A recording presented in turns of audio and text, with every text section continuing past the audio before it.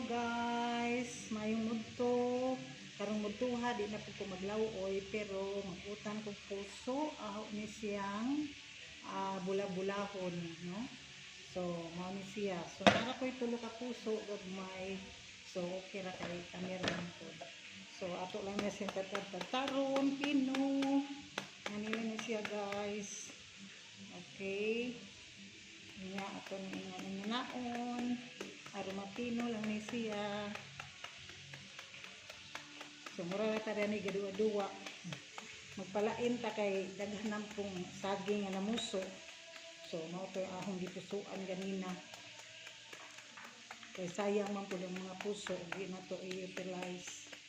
So nganira ni basta magpugi lang daghang mautan sa atong palibot. No, maraming gugulayin sa kapaligiran kung tayo ay masipag. Sipagan na lang natin para makatipid tayo sa kung ano man ang ulamin. So ganyan lang, parang naglalaro lang tayo. Ganyan. Titimplahan na lang natin ng itlog, paminta at iba pang seasoning para maiba naman ang ating ulamin. So, sinong makarelate dyan sa inyo kung makain ng puso ng saging, hindi puso ng tao puso ng saging. No? So, madali lang ito guys. Madali lang ito. Okay, pinong-pino ng ating puso. So, lalagyan na natin ng asin. No? Tapos, pupusan natin. Kumut-kumuton lang nato. Aron makuha ang iyang duga. Kay pait man po niyang duga. So, yan ni ni guys sa mga probinsya. So, kung masipag ka, hindi ka gutumin, lagi kang may ulam. Kasi ang paligid ay mayaman sa mga uulamin kung talagang gustuhin mo, no? So ganyan lang yan. So tingnan mo may ano na, may katas na siya. So kunin natin ang katas, no? Kasi hindi masarap to, pait, no? Mapait. Ganyan lang. Pero ang pinaka masarap sa sa puso ng saging, gusto ko yung salad. No, yung lalagyan ng gata. Pero tanghali na kasi guys, so wala nang panahon. Tinatamad na ako magkayod ng niyog. So ito na lang. Anyway, maiba naman ang ulam natin. Hindi na lauoy. Hindi na may sabaw. Okay na guys, atin ang titimplahan. So, naggayat ako ng pinong-pinong, bombay, sibuyas at ang bawang. Ilagay natin yan.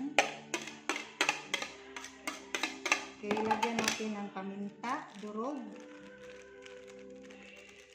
Para naman medyo maanghang-anghang. So, gusto ko itong anghang-anghang. Tapos, batila natin ng 2 itlog. Okay. Okay.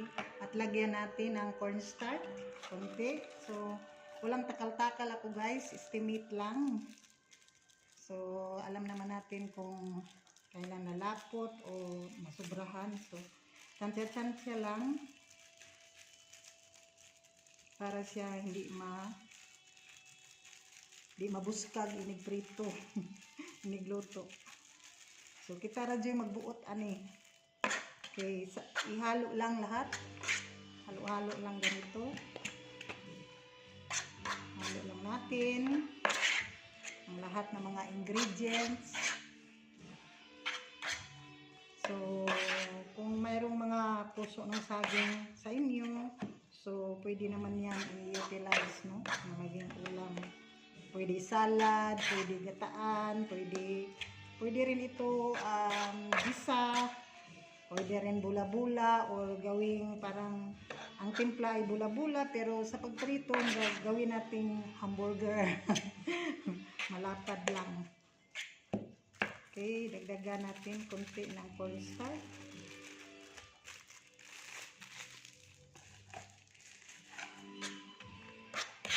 Okay guys.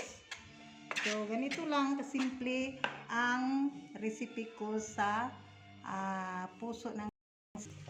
Okay, magluluto na tayo guys. Ilagay natin sa mainit na mantika. Ganyan.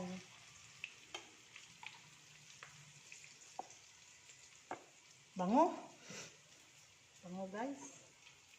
So kailangan lang talaga diskarte at baging masipag. Kung gusto rin yan sa mga bata. So turuan natin sila na kakain ng gulay. Although na mayroon talaga mga bata na ayaw kumain ng gulay. So unti-unti. Madali lang ito lutuin. At masarap pa, masustansya. So, tikman natin mamaya kung ano ang lasa. Anyway, kung ano ang lasa, ako lang ang makakaalam.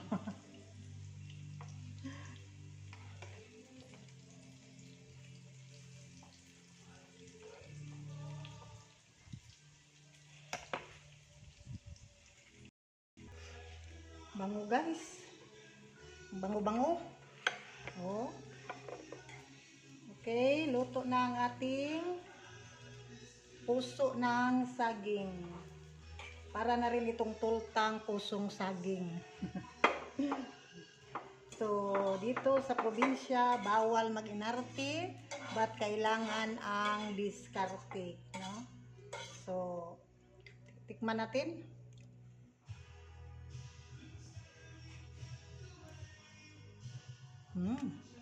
Sarap guys. Okay, kakain na tayo. Ito ang ating ulam with Mats pritong isda. Ito pritong isda natin at ang tultang uta na puso ng saging. Thank you very much. Sige, kaon na ta, maniud to na ta. I hope nga laging malusog ang ating katawan ngayon. Bye-bye. Thank you for watching. Please follow.